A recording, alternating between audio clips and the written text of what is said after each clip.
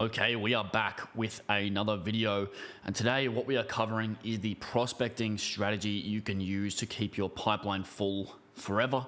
This is a really important video. This is probably the number one thing that you can do just to make sure that you essentially never run out of clients. If you do this and you commit to prospecting and you commit to doing it for a small amount of time per day, 10 to 30 minutes per day, you will never run out of clients. Even if you grew purely off referrals and networking, and you added in your prospecting, and that was all you did for your client acquisition, you would probably do pretty well.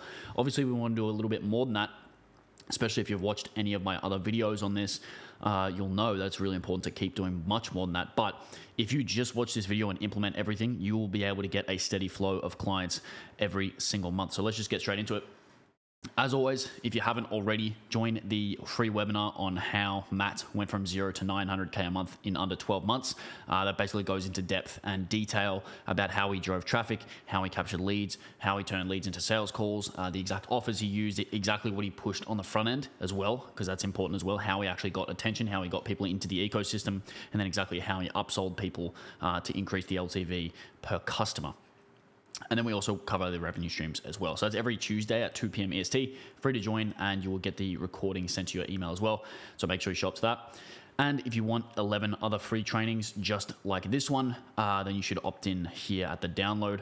Basically, that covers cold email content prospecting, which is this one, newsletters, conversion mechanisms, partnerships, productivity, and more. So make sure to grab that.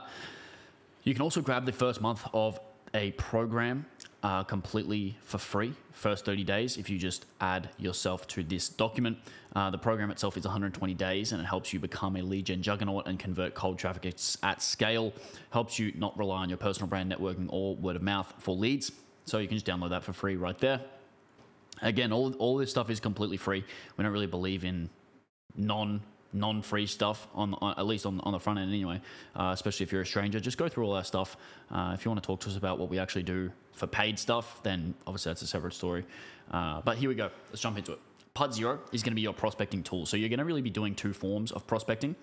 The first one is going to be on getting clients, and the second part is going to be prospecting for partners who will get clients on your behalf. For this document, we're going to be considering these the same thing, but they are both super important. So I've got a spreadsheet for you here that you can copy, bookmark, and use for it yourself. That'll be in the description. So I'll drop this prospecting base in the description for you. This should pop up here if you want to just be able to see that. There you go. So it's basically a daily to-do list. You can see down here that we have each different list that we'll cover across this video. So stay tuned for the explanation of each of those and what they mean. But let's continue. We also have another one for partner prospecting, but first let's cover what is prospecting and basically the fundamentals. So in terms of what prospecting is, a great place to get started with why it's important is to also just sort of go back to the start and look at what it even means. So what it actually means is to look out for or to search for. You'll also be worth taking note that the responsibilities of salespeople is to prospect for new customers. So basically prospecting means to look for or to search for new customers. Seek and ye shall find. When you look at something called, when you look at sort of the difference between sales prospecting and lead gen, sales prospecting is mostly led by sales teams, and people are qualified as potential customers. So it's talking really about the process of finding customers and relies a lot on manual efforts. Compare that to lead generation, which is led by marketing departments typically, and that is for people who have expressed interest, and the process is on what attracts clients, and it really relies on automated processes for the most part, things like cold email, things like advertising, etc. Before we get started, a good joke about prospecting that you should hear is what do you call founders and executives that completely delegate prospecting to sales and biz dev reps, and you call them poor? That's what we call them around ThousandX Lead. And it's so funny because it's so true, and the best jokes are always rooted in reality. I know I didn't start cackling laughing, and maybe you didn't start cackling laughing, but you want to always really remember this joke because it's going to serve you well. Prospecting is not something that can be delegated or automated, not fully, and it absolutely cannot be disregarded or seen as not important such that this founder wouldn't do it. And this document is going to cover exactly why. If you are a founder, you should be spending 30 minutes per day on prospecting if you want to make a lot of money. It's very important to do that. The reason why is because you need to take your destiny and your future into your own hands and not leave it in the hands of some shit AI or a low paid employee or a VA or whoever it may be that's not going to actually represent the brand and not going to do it properly. It is absolutely essential. Obviously, you can train someone to do it for you on your behalf, but it's absolutely essential that you still do this. We both still do this to this day, me and Matt. The way you can view prospecting is the same as hunting. So a good way to think about this is if you are a hunter, you need to find out where the prey is, and then you need to come up with a plan to catch it. Whereas the rest of our lead generation funnel will be more of a principle of farming as opposed to hunting, where we sow what we reap in terms of the rewards. Prospecting is more of a blood sport that takes time, attention, and energy every single day of the week. And that is not a bad thing. You can farm all day, all you want, but at the end of the day, if you want that protein, that high quality protein, you are going to have to learn how to hunt, because meat doesn't grow in a field or on trees. Obviously you have cows and things like that, but we're talking about hunter-gatherer stuff. So just, don't look too deep into the analogy. You just want to see it as a hunter-gatherer style. Because what this does is prospecting keeps your pipeline full. So the daily habit of doing this is what is actually going to keep the lights on in difficult times. And the whole thing that we always talk about is becoming really durable and becoming really stable. So the thing that is actually going to do this, whether your ads get turned off, whether your cold email domains get burned, whether an employee quits, no matter what happens, whether it's a recession, whether it's a depression, concession, it doesn't matter. We need to keep the pipeline full via prospecting. Is it fun? Maybe if you're a sick bastard, but probably not. It's probably not fun. But lucky enough, we are not most people. And we don't want to be like most people. We want to be in the top 1% as soon as we possibly can. And we want to get into the top 0.1% in the near future, hopefully. And you can have a great paid ad funnel, the best content, and a super slick cold email funnel, as well as tons of partnerships. But at the end of the day, if you really want to make it big time, 60 minutes of prospecting per day will absolutely skyrocket you to that level, because nothing can really replace it. That's where that pot of gold comes in. That's what you're looking for by prospecting.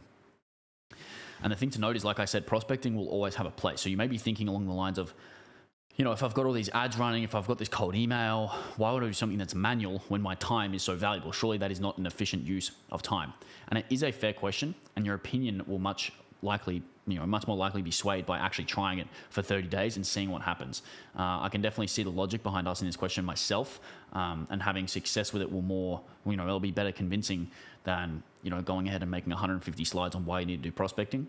All you need to know is that no matter what technology, AI, or whatever new method or trend comes into the market, prospecting is always going to have its place. Like I said, it doesn't matter what the economic conditions are. It doesn't matter what happens in the market. What matters is that you do your prospecting and you get clients. That's it. Prospecting is the one thing that will never go away. It's the exact same thing as lighting a fire. It's like, what are you gonna do? You might have you might use a different lighter to light the fire. You might have some different kindling, but you still need to light the fire. That is kind of similar to the act of prospecting. Luckily enough, though, you'll build up a tolerance and a habit. So I don't think anyone really likes prospecting, but you still have to do it 60 minutes per day, 5 days per week. This is sort of Matt speaking here, but he's been prospecting for over 1,400 business days. I've probably been prospecting for 500 myself, and no one cares that no one likes it. No, I don't care. Matt doesn't care. We're both, grown men for the most part. We're all adults here. And if you do things that you like all the time, you're probably a child or you're poor. So it's kind of like, you kind of have to make that choice, and you either grow up and become the person that can do the things that you want to do in your life, or you can kind of just stay where you are, act as a child, and then turn into I don't know, maybe you get lucky and you turn into Adam Sandler or something. But other than that, you're probably screwed. But the thing is that, like anything in life, the more you do it, the easier it gets. Everything's pretty hard at first, and then you just kind of build up a habit, and it just becomes a part of your daily routine and something that you do. You just become a person that does prospecting. The one thing I will say is that prospecting and doing 60 minutes of it per day is probably better than being poor. And you will never be poor again if you dedicate a five full hours of prospecting per week, every single week. And then you even get a break on the weekends. So, you're pretty lucky in that sense. So think of it as working hard and then resting hard, just like the gym. Ask yourself this: if you contacted 60 people per day and then stayed with that over the course of a year, do you think that you could possibly be in a worse position business-wise than you are now? I can tell you for free, this is some free advice, there is no possible way that you make less money as a result of doing 60 minutes of prospecting per day. There is no possible way. It is systematically just not true. It's just false. But I guess if you don't want to do that, that's also up to you.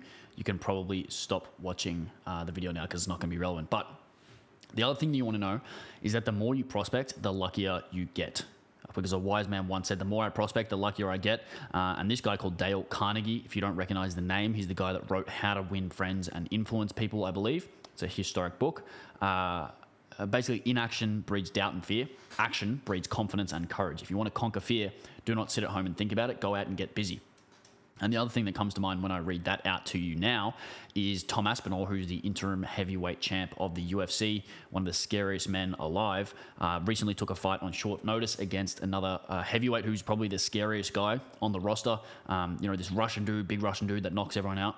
And he took a fight on short notice for the belt. And what he said was, the reason I took this fight was because there's no way, the only way I can guarantee that I don't win the heavyweight belt is if I sit at home on the couch, because it's impossible to win the belt from my couch.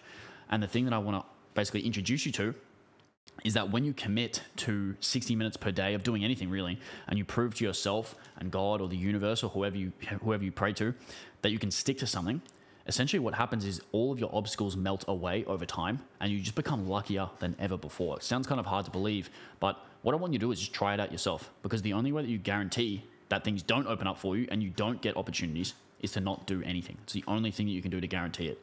So what you want to do is try it out yourself, and that will act as better proof than me spending hundreds of slides trying to convince you of doing something. What it's going to cost you is maybe 20 hours of work. And you know what?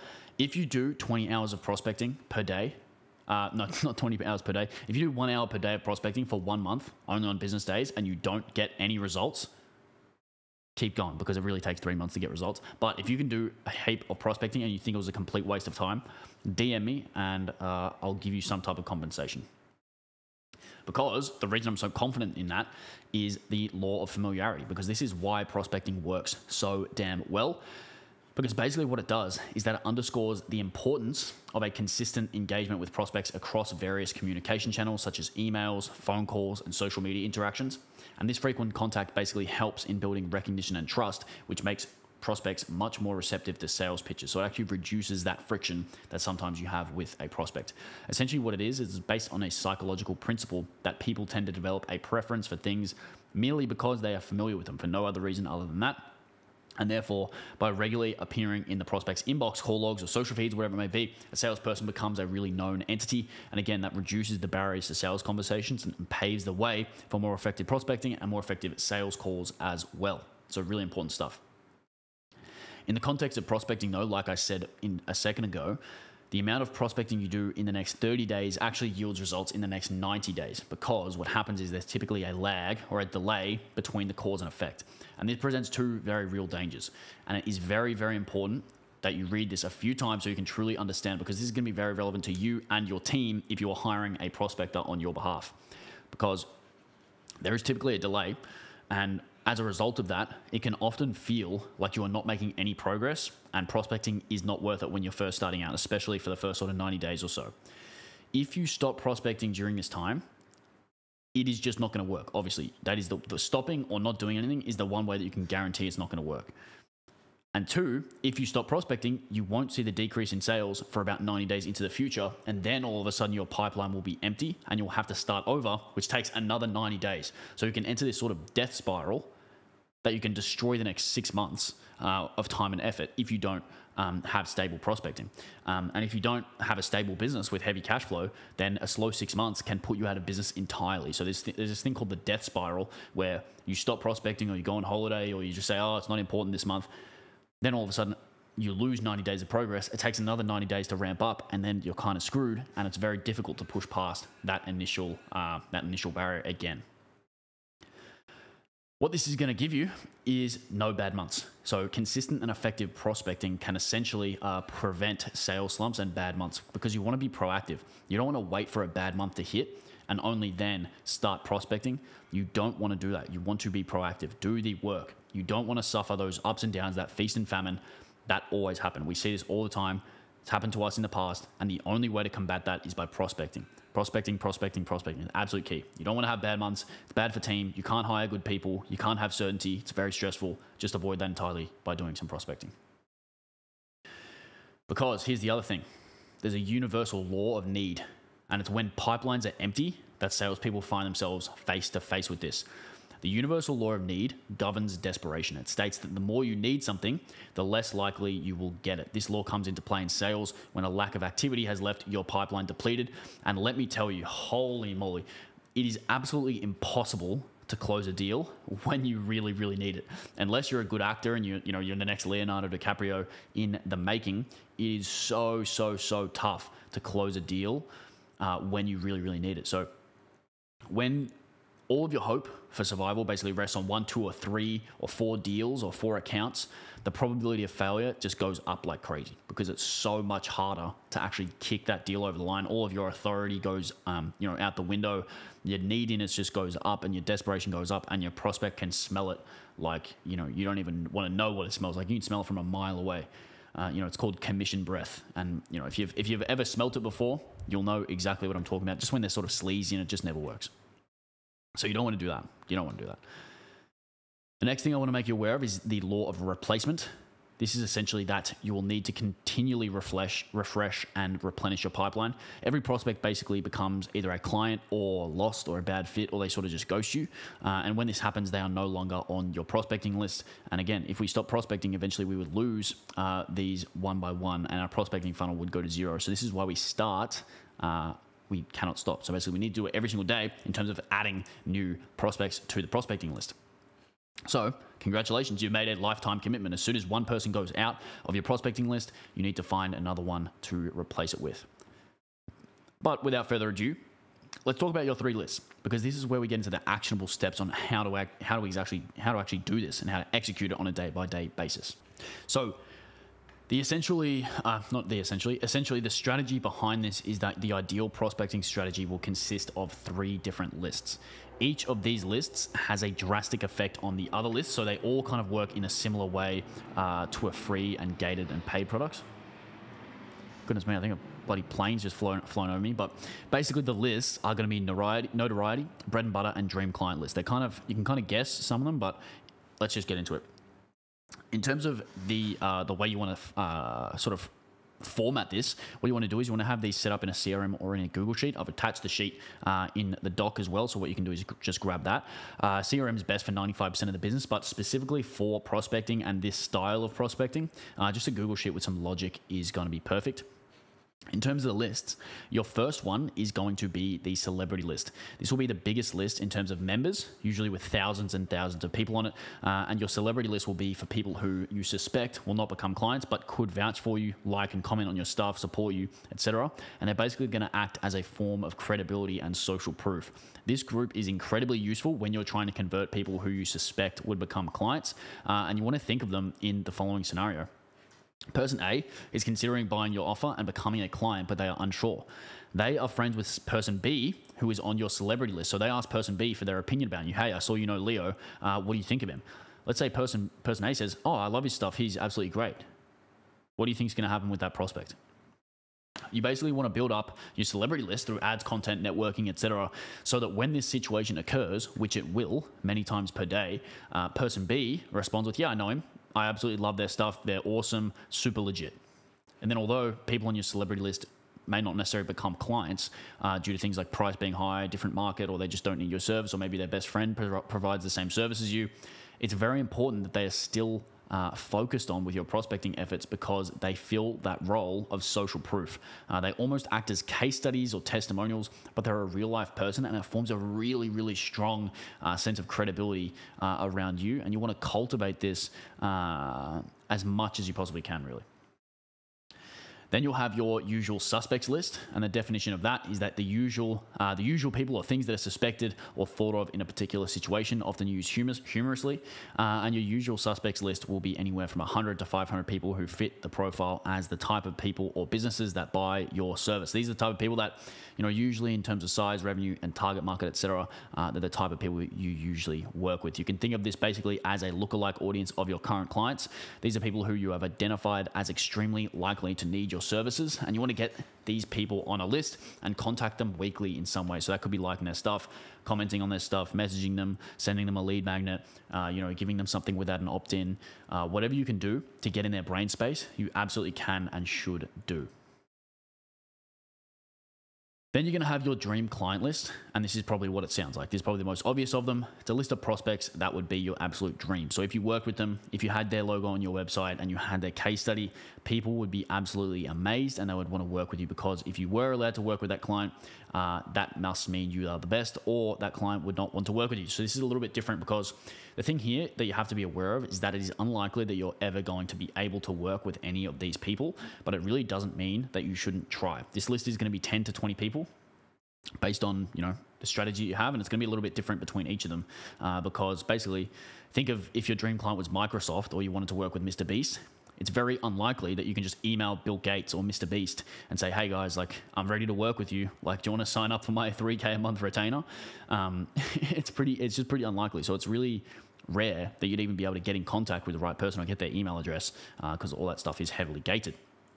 So what you need to do is essentially try and build as many internal champions as you possibly can, because that is typically the person that wins the deal. So what that looks like is treating the lower level employees the same way you treated the prospects in the usual suspects list. So you need to get close to them, you need to earn their trust, you need to get them to the point where they're going to risk telling their boss or the higher ups about you.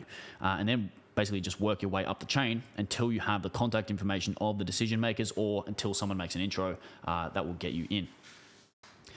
And then how prospecting fits in is that it comes under the outreach category in the overall funnel. So you can see that here. If you've seen the rest of our videos, basically what you're looking at is the four main ways of getting clients, obviously paid ads, organic, outreach, and partnerships. However, prospecting is a little bit of a different form of outreach than something like automated cold email or automated messaging, where we're just kind of blasting our sales pitch. It's a bit more subtle, it's a bit more long-term, but it's just as important as the rest of the funnel. What you want to do is contact every person once per week. So the goal here is to move the relationship forward with every single person on all of our lists every single week. This could be as little as 1% forward, or it could just, you could just close them on the spot. Sometimes that happens too. It doesn't really matter, but progress is progress, and the exact system on how to do so will also be in this document. So you're going to be able to see how to take a lead to go from here, get a little bit of a sprout, and then all the way to a growing tree. The key here is that you do it for 60 minutes per day. It's not, this is the one thing you won't be able to get out of, because it is an absolutely golden business habit. And if you can do this and you can set a timer for 60 minutes and don't stop prospecting until you're done, we've gone over the benefits many times. What you want to do during the 60 minutes is, number one, add people to your celebrity list. If you can identify them, sometimes they're anonymous, or you kind of just can't figure out who they are. Number two is add people to your usual suspect list. Number three is research and add people to your dream client list. Number four is interact, engage, and nurture people in the list once per week. So you should have some way to track when the next time you'll do it will be. This will be in the Google Sheet most likely. Number five is build things that will make it easier to interact with them, such as email lists, Twitter lists, bookmarking their profiles, whatever it may be. And number six is that if you don't know what to do, do something like add them on LinkedIn, follow them on Twitter, comment on their stuff, send them a message, something like that. But the one key thing that you never want to do is pitch anyone. So we don't want to even mention our service until they ask us first. Only in a very, very rare occasion when you think you can go for the kill, you want to just let them come to you. It's very important that you keep the relationship very, very value driven. Worst case scenario, you never close them and they just become a friend in the industry. They can, maybe refer you deals, whatever it may be. All of a sudden, all you've done is just given them free value. Best case scenario is eventually they just get curious enough and say, hey, what do you do? And say, oh, well, we can actually use that. Or obviously if they look into you, they'll kind of know what you do. And when they're ready to buy, they'll just say, just buy. The best one of these that I've closed was a 9K a month deal. They actually, I think I'd known them for about 7 months, and I just texted them every week. I've just been talking to them all the time, and they just knew what I did. And then one day they just booked on my calendar. I was like, oh, why did that guy book on my calendar? And then he just paid 9K a month. And, it's been, a great client relationship. So it's really, really worth it. And I never pitched him. So that's key to note. There's also one thing that you want to note. If you don't think you can do it for 60 minutes per day, then don't worry. We know it's not meant for you. It's, some people are meant to work at McDonald's, maybe make their way up to manager one day. That's completely fine. This is meant for people who want to be a savage and make millions of dollars per year. And if you have this thought of like, oh, it's a little bit too long, it's a waste of time, that's fine. You can sort of save some time. You don't have to read any further. You can kind of just wrap it up here and, maybe go watch some cat videos. One key is that you want to have your hood up, you want to have your headphones on, and you want to have your timer on as well. So something I like to do to get into a flow state is put a hoodie on, put the hood up. It's a little bit hot in Australia right now. It's about 36 degrees, so I probably won't put the hoodie on. But what I will do is put some noise cancelling headphones on. I'll set a timer for 60 minutes, and I will start working and train myself to literally sit there and not move or stop for 60 minutes. And obviously it gets easier the more you do it. One thing that you can do as well is put on a song that just repeats. So I like to, listen to a singular song. Maybe it's like a Brain FM or something like that, or Lofi. Sometimes just putting like a rap song on that just repeats. You want to make sure that if you are going to listen to actual music and not like just a beat, make sure it's the same song so the lyrics just repeat. That's the stuff that's proven by studies to actually increase focus. The key is not only to eliminate distraction and focus, but if you do it enough, subconsciously you'll begin to train yourself that when you do these things, it actually becomes work time, and you get more and more efficient until you are basically just sitting there in a focused state as pretty long without abusing caffeine and Adderall like a complete degenerate. So ideally that can be you. In terms of finding new prospects, our 60 minutes is going to be split up between finding new ones for our lists and engaging with our current prospects. So typically what you want to do is spend about 20 of the 60 minutes finding new prospects. So you can search Twitter, Facebook, LinkedIn, Instagram, TikTok, Google, groups, databases, and more. It is helpful if you stick to people that you have some degree of connection with, no matter how small, such as both being on Twitter in certain communities, as opposed to cold emailing someone completely out of the blue. But it's not always necessary. One thing that you want to do is not splitting up this 20 minutes between the 3 lists. You just start looking, and then the people that you find, you can add them to the relevant list. Strict processes are really not needed here, and they're not really helpful. You just want to make sure that you're spending 20 minutes per day adding people to the list and filling up your list. Then what you want to do is engage and follow up with current ones. So typically dedicate 40 minutes of the hour to engaging and following up with current prospects. We can use the term engaging and following up pretty loosely here. So you don't want to make it too obvious. You don't want to say, hey, just bumping this up, that we are only talking to people with the purpose of converting them. You want to do that by doing things like commenting on their stuff, liking their stuff, not all the time. You don't want to be too, you don't want to stalk them, but you do want to message them, email them, run retargeting ads, and post content. These are typically not a part of the hour, but you want to have them on your email list. You want to get them consuming your content and sort of like just staying in touch and staying in front of them. You should note, retargeting ads and content should not be really considered time, but they should be considered prospecting in some way because you are engaging with them, and it's just likely that almost all your retargeting ads will be shown to them because they are connected to you in the algorithm. In terms of building those lists, you want to split that time 20-40 like we said, and although you don't want to personally say, I'm going to spend 13 minutes on my celebrity list, 30 minutes on my usual suspects, and 30 minutes on my dream clients, you might do that, it's up to you, but in most cases you're going to end up spending more time on your celebrity list because it is the biggest, and then your usual suspects, and then your dream client list in sort of that order. It's basically just a law of numbers, but what you want to do is you want to also decide how to split our team based on our sources, basically platforms. So the answer to which platform you should spend the most time on is that you just want to use the one that your prospects are going to hang out on the most, and also the platform that you have the most followers, social proof, and history on. So if you've got 100,000 followers on Instagram, it's obvious that you should just use Instagram as your main platform, or if you've got a bunch on LinkedIn or something like that, just use that. On Twitter, in terms of prospecting, here's what we recommend. First off, you want to make a list and you want to make it private so they don't know you're adding them to it. Then every time your prospects post, so every prospect that you add to the list, you should also add them to your Twitter list and basically bookmark that list to your browser for easy access. Sorry, I'm chewing on my words after 30 minutes of recording. Number 3 is that what's going to happen is it's going to give you a super convenient list of all of your prospects, so that you can basically use it efficiently to quickly comment and engage with all your prospects that came from Twitter without having to scroll all day or something like that. And then even if you get prospects from LinkedIn or Instagram, you should also add them to their Twitter list as well, just for extra opportunities to engage. And the last thing is that you don't want to be a loser when you engage. So it's really important that you act like a real person. It's not meant to be systemized. It's not meant to be scalable. You want to actually be called, at least, if you have that ability. And you want to just, make it actually as if you were interacting with a human rather than just some AI BS.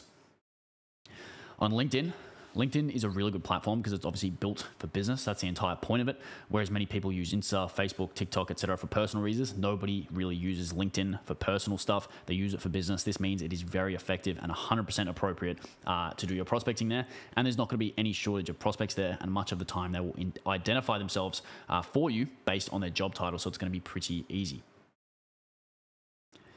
On Instagram, you want to do the same thing you do for Twitter, but instead of adding them to your Twitter list, you should just follow them. This will have the same effect as every single person on your feed will be someone you follow. Only follow people who are your prospects, and you want to keep a separate Instagram for your family, friends, and personal life. The only thing you want to have to keep in mind here is that a lot of people will have personal Instagrams only. Not everyone will have a business IG. Twitter is more business focused for this, whereas Instagram is where people follow their family, friends, etc. So just make sure you're being tasteful here. Don't go too ham. Don't say anything too crazy. And especially if they don't use Instagram for business, it might not be the best platform for prospecting. If they do, it's going to be one of the best. So keep that in mind. If they don't use it for business, it's kind of creepy if you comment on posts of, family, friends, and kids. Even if you are friends, you don't want to, looking good. Child, like that's really not the place you want to be in, honestly. So just keep it above board. Of course, I'm sure my viewers and the guys and girls looking at this will not be too unaware of that, hopefully. But yeah, let's just move on. In terms of TikTok, exact same thing for Instagram. Not going to rewrite it, not going to re-say it. On TikTok, your For You page is going to be filled with your prospects because those are the only people you should be following. You can also just go to your following section as well.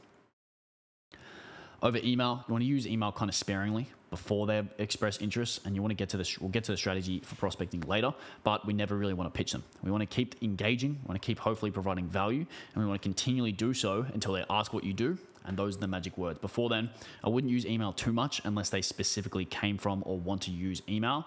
At least in this context, a lot of the prospects are not the same as leads that you might have from cold email. Email is what you use to follow up and convert warm leads. That's not what we're doing here. Prospects in this context are not leads yet. They're more like potential leads. Groups are also a really good place to do prospecting. This is because you can join a lot of groups, both free and paid, that are dedicated to your target market. I would highly recommend doing this. If you are a half-decent prospector, you will make your money back from joining the group just from the people in the group that you eventually turn into clients. So even if it costs a couple thousand to join, it will be worth it over and over again. So it's Facebook groups, Slack, Discord, paid groups, and masterminds. You also want to consider going to in-person events and doing networking stuff as a form of prospecting. So doing this and going to events and meeting people in real life is quite simply just way better than meeting people online. This is even more true if you know them online first and then meet them in real life. And going to an event can also be pretty life-changing for your prospecting funnel and business, but is like anything else. You basically get what you put into it. So the more effort you put in, the better the outputs will be. Then when it comes to engaging and following up, you want to have a contact once per week. It's important that you do this every single week, only once. You're staying in touch in a really systematic way. This way you don't have to do it, every single week. And I say every week, but sometimes you don't want to make it look repetitive as well, because whilst you are trying to systematize it or make it a system, you also don't want to ring off any alarm bells. However you do it though, it needs to be done, and you can kind of use an intuitive gauge. Like, am I in front of this person? Are we in touch? Am I, doing enough, or am I doing too much? So you kind of need to use your social awareness if you have any. Of course, you can do more than this, but once per week is the minimum. Some of them you'll just talk to every day and become friends. Obviously, the familiarity and the consistency is what is important. You're also going to benefit from the content you post and the ads you run, because you are engaging with them a lot on social media as a part of your prospecting, and they will receive your ads and they'll get your content popping up much more than it normally would as well. Again, just to recap the same slide earlier, what we're trying to do here is build a sense of familiarity and trust with our 3 prospecting lists, and in doing so, do it every week and forever, basically. So every interaction, no matter how small, how big, is going to help us achieve this goal. It's very important. And as a rule of thumb, if you are going to message them or email them, you should ask yourself if what you are saying or doing or giving to them is worth $5 or more. It's a really great rule for follow-up, because it will weed out the weak, stupid, low-quality interactions that kind of force you to say things like, just bumping this up. I know you're busy. Hey, how's it going? It's kind of a bit of a noob move. You want to be a professional, so just make sure you run it through this kind of quality assurance funnel. In terms of commenting, the $5 rule certainly doesn't hurt, but it's not as important when you are directly sort of in contact with them through message or email. The only hard and fast rule about commenting is make it thoughtful. This can be applied in many different ways, but every single person on earth basically understands between a thoughtful comment and a comment that lacks thought. So you don't really want to do anything crazy or optimal. As long as it's thoughtful in some way, you're going to be fine. But you want to remember that you are going to have to make tons of these comments as well to stay in touch with everyone on your list. You just have to continually be thoughtful. You don't have to do anything analytical or optimizing. It's just kind of a waste of time. But you want to just not be an AI, don't be a robot, and be thoughtful. Maybe throw an inside joke in there if you've got that type of, charisma. If you're oozing charisma and you're feeling saucy that day, maybe you'll, spin something up. But yeah. Then it comes to sort of messaging and emailing. And in terms of this, follow the two results. So number one, if I was them, would I pay $5 to see my email? If not, make it better in terms of value or don't send it. You can make it better by sending them better resources, giving suggestions, and coming up with a small plan. And number two is don't message or email them just for the sake of it. These rules may seem at first like different ways of saying the same thing, but just make it separate. Only message them when you have something to say and make it worth their time. Otherwise, they're not going to like you very much and they will not buy. So that's kind of the whole point. Then you want to make sure to not pitch people. Again, I've said this a couple of times, but this is prospecting. This is not pitching. This is not selling. This is not Shark Tank. This is not VC fundraising. The goal here is to maintain contact and build familiarity to the point where it will passively become a lead, or they will passively become a lead. Pitching and selling is really different. That is outreach. This is not the same thing that we're talking about here. So don't pitch people. Don't be weird. Don't be too pushy. Just let them come to you. As we said, the ultimate goal is to get the magic words. You want them to say, what do you do? These are the absolute magical words. If you hear these words, you're a lucky man or woman.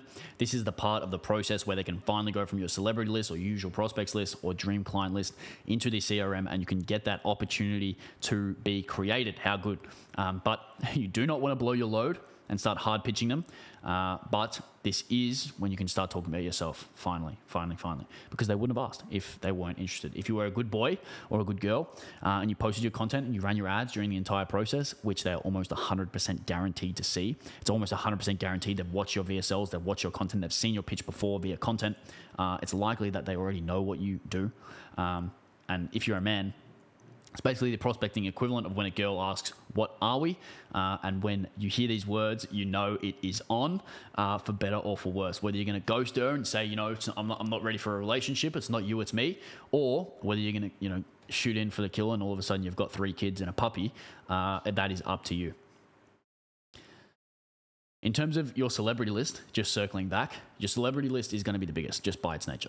In terms of size, you want this to be as big as possible, and it's important to add value and nurture every single relationship on this list, even if you highly doubt they will ever become customers. They're going to give you referrals, they're going to vouch for you, they're going to follow you and interact with you, which is a form of social proof in itself. They might buy your info products, they might use your affiliate links, they might join your communities, they might go and give a mastermind speech in your group for free, whatever it may be. But that's basically a conversation for a different conversation than this, a different document than this. But no matter what, aim for 1,000+ people on this list and contact them and stay in touch with all of them. Is it going to take time and effort? Yes, congrats. If you want to make $1 million a month, you're going to have to work for it. Not really a hack or secret or whatever it may be. This is consistency, effort, time. The absolute trifecta. What we're doing here is increasing our surface area so big that you just take up so much space in the internet that no matter what you do, no matter how saturated your service is, no matter how hard it is to scale, that so many people know who you are that it is almost impossible to not get clients. When it comes to your usual suspects list, there should be 100+ on there. Basically, to recap, this list is full of people who would be a good fit for your service in terms of target market, the ability to afford your services, and the need for your services. These are not true leads yet, but they are people who could hypothetically become leads at any given point. And you want to have between 100 to 500 of these because you're not just going to ask them all to buy. You're going to convert them slowly over time. So that might mean 1 per week, might be 1 per month. You could get lucky on 1 month and convert 3, and the next one you'll convert 15, and you never really know. That's why you need at least 100. On your dream client list, you're probably going to need 3 contacts per business. The number of dream clients you'll have will be up to you, but remember what we said earlier. If your dream client is Mr. Beast, you want to contact the people on his team, and you're going to have to get close with those people and gain their trust and work your way up the food chain. That way you should probably aim to have at least 3 purple per dream client on your list. Obviously, the more, the better. If you add up to 1,000, if you add up 1,000 people on your celebrity list, 100 people on your usual suspects list, and an undefined number on the dream clients list, you'll quickly realize that you have over 1,100 people in your prospecting funnel. These are a lot of people to stay in touch with every single week. If you do the maths, that's 220 per day, and you have a 60-minute window. This is where comments, messages, and so on will be your friend.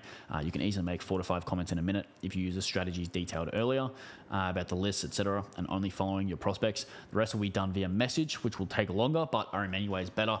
And then once you're up to this level with 1.1K in your pipeline, you're basically going to be able to afford to have an assistant help you anyways, or you can add extra prospecting time as needed because you have employees at that point too. So hopefully this video was valuable. Again, if you're curious or you wonder what you should be doing, absolutely just give it a chance. Just do your prospecting. Trust me, it's giving me nothing for you to do your prospecting. All I'm saying is do your prospecting, see what happens, do it for a month, 3 months, however long, 1 hour per day, see what happens. You can follow this protocol A to Z. If you want to hear more from us, you can go to theacquisitionletter.com for my newsletter, or you can go to 1000xleads.com to find out about what we do and how we might be able to help you. But I'd imagine it's not the best fit for everyone, but you might be able to get some good value there. So hopefully this was valuable in terms of the video, and I will see you soon.